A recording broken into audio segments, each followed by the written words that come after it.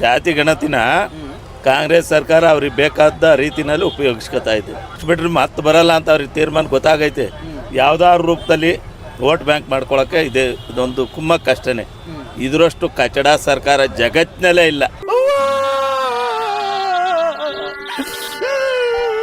ಯಾಕಂಗಂತೀರಿ ಅಂದ್ರೆ ಮಾಡಬಾರ್ದೆಲ್ಲ ಕಚಡ ಕೆಲಸ ಮಾಡ್ತಾವ್ರೆ.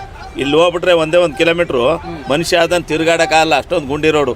ಅವ್ನು DK ಹೇಳ್ತಾನೆ, ಉಪಮುಖ್ಯಮಂತ್ರಿ ದೊಡ್ಡ ಕೋಡ್ ಹೇಳ್ದಂಗೆ ಹೇಳ್ಕೊತಾನೆ, ಬ್ರ್ಯಾಂಡ್ ಬೆಂಗಳೂರು ಅಂತ. ಅವನು ಬಂತ ಕಾಲಲ್ಲಿ ತಿರುಗಾಡಿ ಅಂತ ಹೇಳಿ ಈ ಬೆಂಗಳೂರನ್ನ ಅದನ್ನ ಮಾಡ್ತೀವಿ, ಇದನ್ನ ಮಾಡ್ತೀವಿ, ಹೋಗ್ ಮಾಡ್ತೀವಿ, ಅಮೆರಿಕ ಮಾಡ್ತೀವಿ, ಸಿಂಗಾಪುರ್ ಮಾಡ್ತೀವಿ ಅಂತ ಹೇಳಿದ್ರಲ್ಲ. ಎಲ್ಲ ಬದಲಾಗಿದೆ ಬೆಂಗಳೂರು. ಬೇವರ್ಸಿ ಎಂತ ಗುಂಡಿ ಬಿದ್ದೈತೆ ರೋಡು. ಅದು ಬಿಟ್ಬಿಟ್ಟು ಏನೋ ದೊಡ್ಡದಾಗ ಕೋಡ್ ಹೇಳ್ಕೊಂಡು ನುಂಗೋದಲ್ಲ. ಸಿದ್ದರಾಮಯ್ಯನೂ ಅಷ್ಟೇ, ಎಲ್ಲ ಅಷ್ಟೇ. ಅವರು ಕಚಡಗಳು ಕಾಂಗ್ರೆಸ್ನವರು ಮುಸ್ಲಿಂ ಓಲೈಕೆ ಮಾಡ್ಕೊಂಡು ಇದೊಂದು ಆಟ ಆಡ್ತಾವ್ರೆ. ಇವ್ರದ್ದೇನು ನಡೆಯಲ್ಲ. ಹೆಚ್ಚಿಗೆ ದಿನ ಹೋಯ್ತಾರೆ ಇವ್ರು, ಸರ್ವನಾಶ ಆಯ್ತಾರೆ. ಏನು ಇವ್ರ ಅಪ್ಪ ಮನೆಯಿಂದ ತಂದು ಕೊಡ್ತೀವಿ ಅಂತಾರಲ್ಲ. ಯಾರಿಗೆ ಏನು ಕೊಟ್ಟವ್ರೆ? ವರ್ಷಗಳು ತಂತು. ದಿನ ಬೆಳಿಗ್ಗೆ ರಾಜಕಾರಣಿಗಳು 1000 ಕೋಟಿ ಹೊಡಿತಾರೆ. ಯಾರನ್ನ ಕೇಳ್ತಾರ? ಯಾರು ಕೇಳಲ್ಲ. ಅದೇ ಒಬ್ಬ ಯಾವನ ಆಫೀಸಲ್ಲಿ 500 ರೂಪಾಯಿ ಲಂಚ ತಗೊಂಡ್ರೆ ದೊಡ್ಡ ನ್ಯೂಸು. ಯಾಕಂದ್ರೆ ಜನ ಚೇಂಜ್ ಕೇಳ್ತಾ ಇದಾರಲ್ಲ, ಲಂಚ ತಗೊಂಡ ಅಂತ. ಅದೇ 1000 ಕೋಟಿ ಹಿಡೀರಿ, ಯಾಕೆ ಹಿಡಿಯಲ್ಲ? ಎಲ್ಲ ಕೊಂಡ್ಕೊಂಬಿಟ್ಟಾರೆ ಸರ್ ಎಲ್ರೂ. ಇವಾಗ ಇರೋದೇ ಅದು. ಮೊನ್ನೆ ಪ್ರದೀಪ್ ಈಶ್ವರ್ ಒಂದು ಭಾಷಣದಲ್ಲಿ ಹೇಳ್ದಪ್ಪ, ಇದು ಸಿದ್ದರಾಮಯ್ಯ ಸರ್ಕಾರ ನಿಮ್ಮ ಅಪ್ಪನ ಸರ್ಕಾರ ಅಲ್ಲ ಅಂತ. ನೋಡಿ ಅಲ್ಲಿವರೆಗೂ ಬಂದಿದೆ ರಾಜಕೀಯ ಅನ್ನೋದು, ಅಲ್ಲಿವರೆಗೂ ಬಂದಿದೆ. ನಿಮಗೆಲ್ಲ ಯಾವನು ಮೆಟ್ ಬಿಚ್ಕೊಂಡು ಹೊಡೆಯಲಿಲ್ಲಕ್ಕಲ್ಲ, ಅದಕ್ಕೆ ಹೆಂಗೆ ಆಡ್ತೀರ ನನ್ನ ಮಕ್ಕಳ ನೀವು? ನಾಳೆ ದಿನ ನಿನ್ನ ಹೆಂಡ್ರು ನಿಮ್ಮ ಅಮ್ಮನ ಎಲ್ಲಾರ ತಗೋ ಬರ್ತಾರೆ, ಅವಾಗ ಯಾರು ಕೇಳೋರಿಲ್ಲ ಸರ್. ಬರೋದು ಇಲ್ಲ, ಬಂದು ಇಲ್ಲ, ಬರೋದು ಇಲ್ಲ. ಅವ್ರು ಮಾಡಿದೇ ರೂಲ್ಸ್, ಅವ್ರು ಏನು ಮಾಡ್ತಾರೆ ಅದೇ ರೂಲ್ಸ್. ಕರ್ನಾಟಕದಲ್ಲಿ ಸಿದ್ದರಾಮಯ್ಯ, DK ಶಿವಕುಮಾರ್ ಏನು ಮಾಡ್ತಾರೋ ಅದೇ ರೂಲ್ಸ್. ನೀನು ಫಾಲೋ ಮಾಡಲೇಬೇಕು. ವಿಧಿ ಇಲ್ಲ, ಇನ್ನೂ 3 ವರ್ಷ ವಿಧಿ ಇಲ್ಲ. ಯಾರು ಮಾಡಕ್ ಸಾಧ್ಯ ಆಗಲ್ಲ. ಅದನ್ನ ನಾವು ಎಕ್ಸಾಕ್ಟಾಗಿ ಹೇಳೋಕ್ಕೂ ಆಗಲ್ಲ, ನಾವು ಕನ್ಫರ್ಮ್ ಆಗಿ ಯಾವುದನ್ನು ಇದು ಮಾಡೋಕ್ಕಾಗಲ್ಲ. ಅದೇನು ಅಂತ ಕನ್ಫರ್ಮ್ ಆಗಿಲ್ಲ. ಕನ್ಫರ್ಮ್ ಆದ್ಮೇಲೆ ಬೇಕಾದ್ರೆ ಮಾತಾಡಿದ್ರು ಪ್ರಯೋಜನ. ದಿನದ ನಡೀತಿದ್ದಂತಹ ಸರ್ಕಸ್ ಅನ್ನು, ಆಟವನ್ನು ನೋಡ್ಲೇಬೇಕಲ್ಲ ನಾವು. ಯಾರು ಹೇಳಿದ್ರು? ನಾವು ನೋಡ್ರಿ ತಿಂಗಳಿಗೆ ಕೊಡ್ತೀವಿ ಅಂತ ಹೇಳಿಲ್ಲ. ಗೌರ್ಮೆಂಟ್ ದುಡ್ಡು ಬರ್ತಾ ಇರಬೇಕು, ನೀವು ಟ್ಯಾಕ್ಸ್ ಕರೆಕ್ಟಾಗಿ ಕಟ್ತಾ ಇರಬೇಕು, ನಾವು ಅದನ್ನು ಕೊಡ್ತಾ ಇರ್ತೀವಿ.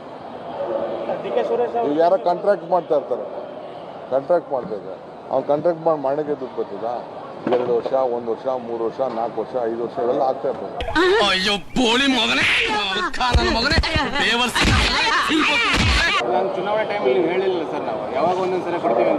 ತಿಂಗಳಿಗೆ ಕೊಡ್ತೀವಿ ಅಂತ ಹೇಳಿಲ್ಲ.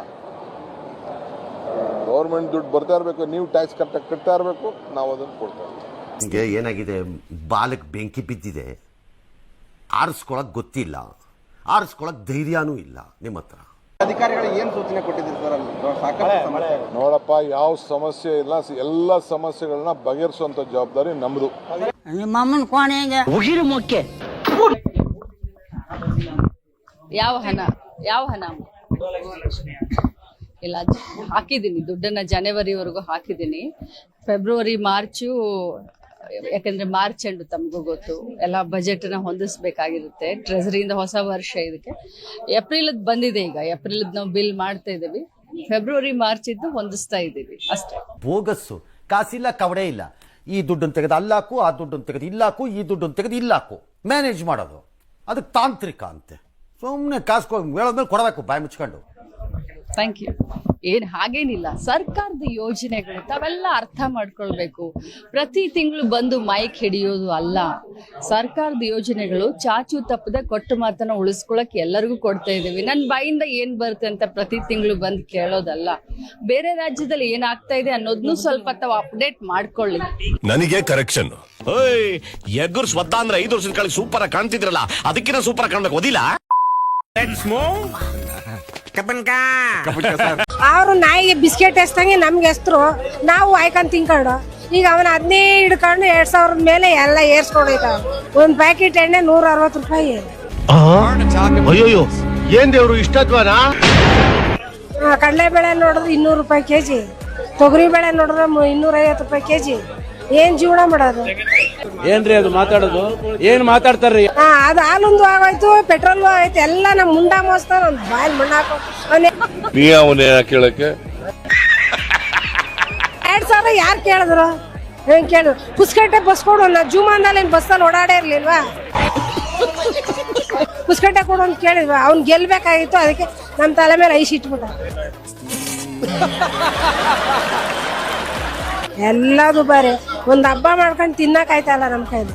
ಎಂಥ ಬಡವ್ರ ಅದು, 500 ರೂಪಾಯಿ ತಗೊಳ್ಳೋದು ನಾವ್ಯಾಂಗ 4 ಸಾಮಾನು ಬರೋಲ್ಲ. ಹೆಂಗ್ ಜೀವನ ಮಾಡೋದು? ನಮ್ಗೆ ರೈಟ್ ಕಮ್ಮಿ ಆಗ್ಬೇಕು, ಯಾವ ಬಸ್ಸು ಬೇಡ, ಏನು ಬೇಡ, ಬಸ್ಸೇ ಬೇಡ ನಮ್ಗೆ. ಒಂದ್ ಕೊಟ್ರು 4 ಕಡೆ ಕೀಳ್ತಾವ್ರೆ. ಏನು ಉತ್ತರ ಕೊಡ್ತೀಯಪ್ಪ ಮಿಸ್ಟರ್ ಸೂರ್ಯ? ಹೇಳ್ದಷ್ಟು ಕೇಳಯ್ಯ, ಸುಮ್ಮನೆ ನೀನು ಈಗ ಅಂತನೂ ಇಲ್ಲ ಅಂದ್ರು ಫ್ರೀ ಅಂದ್ರು. ಈಗ ನೋಡಿದ್ರೆ 100, 150, 200 ರೂಪಾಯಿ ಬಿಲ್ ಬರ್ತದೆ. ಇನ್ನೂ ಕಮ್ಮಿ ಯೂನಿಟ್ ಕೊಡ್ತೀನಿ ಅಂದ, ಜಾಸ್ತಿ ಮಾಡ್ದ ಯೂನಿಟ. ಅಲ್ಲೆಲ್ಲಿ ಕಮ್ಮಿ ಬರ್ತದೆ? ಒಂದೊಂದ್ ಮನೆಗೆ 300, 400, 500 ರೂಪಾಯಿ ಬಿಲ್ ಬರ್ತದೆ. ಅದು ಬರ್ತದೆ ಅಮಾಸ್ಗೊಂದಿನ ಉಣ್ಗೊಂದಿನ 3 ತಿಂಗಳು ಗ್ಯಾಪ್ ಆಗಿರುತ್ತೆ. 1 ತಿಂಗಳು ಹಾಕ್ತಾರೆ, 2 ತಿಂಗಳದಲ್ಲೇ ನಾಮ ಅತ್ತಾನೆ. ಏನ್ ಯಾವಾಗ ಬಂದ ಅದು 1 ತಿಂಗಳು ಬರ್ತದೆ, 2 ತಿಂಗಳು ಬರಲ್ಲ, 3 ತಿಂಗಳು ಗ್ಯಾಪ್ ಉಳ್ಕೊತದೆ. ನಾನು ಕೊಟ್ಟೆ ಖಚಿತ ಉಚಿತ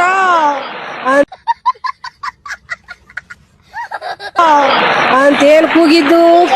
ಇಂಥ ಜನ ಎಲ್ಲಿ ಸಿಗ್ತಾರೆ ನಿಮ್ಗೆ? ಹೊಡಿರಿ ಚಪ್ಪಾಳೆ, ಹೊಡಿರಿ. ಇದು ನಮ್ಮ ದೇಶ ಅಂದ್ರೆ. ಇನ್ನು ಬೆಲೆ ಏರಿಕೆಗೆ ಜನಸಾಮಾನ್ಯರು ಆಕ್ರೋಶವನ್ನ ವ್ಯಕ್ತಪಡಿಸಿದ್ದಾರೆ. ಹಾಳಾಗಿ ಹೋಗಲಿ. ಯಾಕೆ ಸರ್? ಅವ್ರ ಮೇಲೆ ಇವ್ರ ಮೇಲೆ ಅವ್ರು ಗೂಬೆ ಕೂಸ್ಕೊಂಡು ಕೂತಿದ್ದಾರೆ ಸರ್ ಈ ವಿಷಯದಲ್ಲಿ. ಬೆಲೆ ಅನ್ನ ತಿನ್ನೋರಾದ್ರೆ ಕಾಮನ್ ಸೆನ್ಸು, ಲಾಜಿಕ್ಕು, ನಾನು ಮಾಡ್ತಿರೋ ಹಲ್ಕಟ್ ಕೆಲಸಗಳು ಏನು ಅನ್ನೋದ್ರ ಅರಿವಿರುತ್ತೆ. ಅನ್ನ ತಿನ್ನೋ ದೇಹಕ್ಕಿರುತ್ತೆ, ಅನ್ನ ತಿಂದೇ ಇರೋ ದೇಹಕ್ಕೆ ಯಾಕಿರುತ್ತೆ? ಅದಕ್ಕೆ ಒಕ್ಕೊಂಬಿಟ್ಟಿರ್ತಾರೆ ಅಷ್ಟೆ, ಯಾವುದೋ ಅರಿವಾಗಲ್ಲ ಅಷ್ಟೇ. ಹೇಸಿಗೆ ತಿಂದ ಮೇಲೆ ಬ್ರೈನ್ ಏನ್ ತರ ಕೆಲಸ ಮಾಡುತ್ತೆ?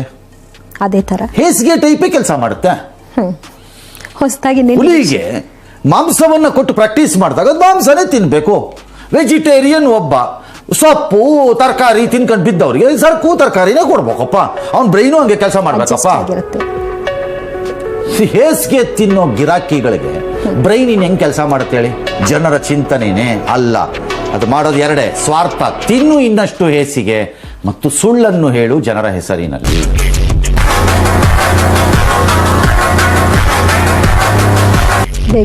ಈ ರಾಜ್ಯ ಸರ್ಕಾರನೂ ಅಷ್ಟೇ. ಜೂನ್ನಲ್ಲಿ ಜಾಸ್ತಿ ಮಾಡಿ ಮತ್ತೆ ಮಾಡ್ತಿದ್ದಿರಲ್ಲ, ಯಾತಕ್ಕೆ? ಒಂದು ಹಾಳಾಗಿ ಹೋಗ್ಲಿ ನಿಮ್ಮ ಮನೆಗಳು ಎಲ್ಲವೂ. ಶಾಪ ಅದು ರಾಜ್ಯದ ಜನರದ್ದು, ನಿಮ್ಮ ಮನೆಗಳು ಹಾಳಾಗಬೇಕು ಅಂತ. ಒಂದು ಹೇಳಿಬಿಡಿ ರಾಜ್ಯದ ಜನರ ಮುಂದೆ ಹೋಗ್ಲಿ. ಆ ದರಿದ್ರ ಒಂದನ್ನು ಮಾಡಿದ್ರಲ್ಲ, ಗ್ಯಾರಂಟಿ ಅನ್ನೋ ದರಿದ್ರನ ಒಂದು ಮಾಡಿದ್ರಲ್ಲ, ಆ ದರಿದ್ರಕ್ಕೆ ಎಷ್ಟು ದುಡ್ಡು ಬೇಕು ನಿಮಗೆ ಸಂಗ್ರಹ ಮಾಡೋದು ಅನ್ನೋದು ಒಂದು ಹೇಳಿಬಿಡಿ. ಅಲ್ಲಿವರೆಗೂ ಹಾಕೊಂಡ್ಬಿಡಿ, ಹಾಳಾಗಿ ಹೋಗ್ಲಿ. ಅದಕ್ಕೋಸ್ಕರ ಅಲ್ಲ ಅಂತ ಅಲ್ಲ ಅಂತಂದ್ರೆ ಕೇಳವನಿ ಅನ್ರಿ. ಅದೇ ಹೇಸಿಗೆ ತಿನ್ನೋ ನಾಲ್ಗೆ ಇನ್ನೇನು ಹೇಳುತ್ತೆ, ಮತ್ತೆ ಸುಳ್ಳು ಹೇಳದೆ.